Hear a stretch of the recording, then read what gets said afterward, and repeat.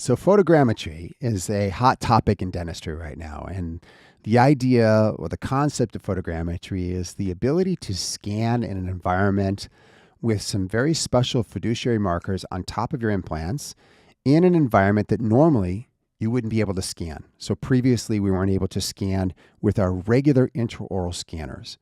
And so, this opens up the opportunity to do some real time dentistry that wasn't available before. So, let me explain. Say you're doing an all on X and you go ahead and flap the tissue, you place your implants, and you close up and you'd like to take a scan at that moment.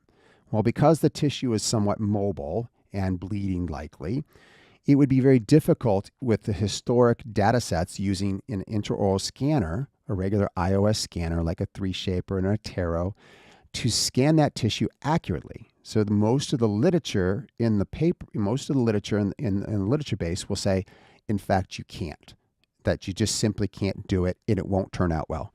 So photogrammetry is a workaround for that. It allows us to place some special fiduciary markers on our implants, and it allows us to use a special camera to take a picture of the mouth and register a digital impression of the implants, which is great because then you can take it into some CAD software, design your teeth, hit print on the printer, and in a matter of an hour later or so, or if you have the new Sprint Ray printer, maybe even in 23 minutes, print out a brand new set of teeth. Take the teeth to the mouth and put it in the mouth of the patient. So for people that are doing dentistry where they don't want to build the provisional until after they can place the implants, this is a workflow that works very well. So I don't use photogrammetry. And people say, well, why don't you? Well, the first reason is that I actually have my teeth fabricated before the surgery, mostly because I'm lazy. And I like for things to be very smooth and easy. So what I do is I use a guided approach. I place the implants through a guide, which means I know where they're going before I start. If I know where the implants are going before I start, it allows me to build the teeth before I start. So the teeth of the patient that they're leaving with that day, the temporary provisionals, are already built. And then what we do is we just put them on top of the implants. Okay. So that is very efficient, and we can do an arch in about 1 hour, as you can see on this video right here. You can go and watch this unedited video, narrated. You can watch it for an hour and you can see for yourself how we do it. But we do it routinely 1 hour per arch. Okay. Now, in addition to that, I've been able to scan in the mouth in a bloody field with tissue that's flapped, not sutured, repetitively with intraoral scanners and have a passive fitting prostheses. Now, right now, somebody out there is having a heart attack because they're saying, you can't do that. You're saying the literature says you can't do that. Well, I know what the literature says.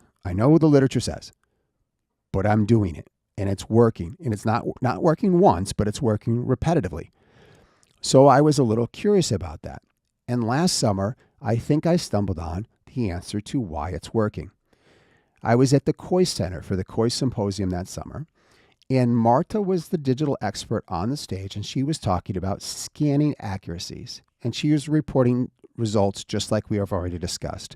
Photogrammetry is good for this. It's difficult to do iOS this way.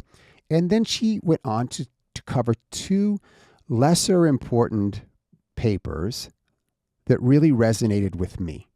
And here's what the first one said. The first one said, if your implants are more parallel to each other, the scanners do a better job. They're more accurate. And I was shocked. I said, am I reading this right? So if the implants are in the mouth and that the scan bodies are more parallel to each other, that the scanner does a better job? And the answer is yeah. And I was just shocked. I said, as an engineer, why would the scan bodies being parallel have anything to do with the accuracy of a digital scan? It shouldn't matter, but apparently it does. So that's the first thing. The second thing she said, which is completely obvious to anyone, is that if your scan bodies are closer together, you get a better scan. You get a more accurate scan. So let's go to the literature. Historically, we do an all-on 4. We want to increase our AP spread. So we've got our implants are spread apart as far as possible. So the posterior implants are 35 millimeters away from the anterior implants. Well, what that means is you're not accomplishing that second report I just said. The implants are so far apart that a traditional iOS scan body is going to be so far away from the second scan body that they're not in the same frame. They're not in the same frame. Now, in my practice, I can count probably on less than one hand the number of times I've done an all-on-4. We just don't do all-on-4s. I am the smile engineer. I over-engineer just about everything I do. So if I think someone could get by with 4, they get 5. If I think somebody could get by with 5 implants, they get 6. It's called over-engineering, okay? And it's a sound practice that we do in engineering. So I don't do all-on-4s. So that means that my implants, number one, are closer together. Now, bring in the first paper that I mentioned. It says if your implants are more parallel, you get a better scan with iOS. Well, my implants are placed with a Type 4 surgical guide, which is a fully guided system, which means the implants are going through the guide and they go into the right position within about 200 microns of positional error, which means my scan bodies are all parallel. They're all within a couple hundred microns of where the plan was. They have to be in order for the pros to fit on top, and the pros fits every time. So I have implants that are close together and they are parallel, and I do iOS scanning in real time in bloody environments before suturing, and I get great results. And people are shocked. They go, the literature doesn't say you can do that. But the literature is only as good as the science that went into it. So if you look at the literature and they're comparing all-on-4 free-handed, going back in time, we're doing freehand all-on-4, those freehand implants are not parallel. They're not. They're not. They're just not going to be parallel. The free-handed implants are not going to be parallel. They're going to be something, okay? And they're not going to be close together. So when you have implants that are far apart and they're not parallel, photogrammetry is going to be your solution. You're not going to be able to do that with an iOS. So if you want to save the money on photogrammetry, what you would do is you would go guided, place your implants parallel, and get a few more in there. And after all, by adding a few more implants, the factor of safety, because of that factor of safety, the risk factors to you and the patients go way down, which means that you're giving them a better solution that could likely last the rest of their life, but properly done.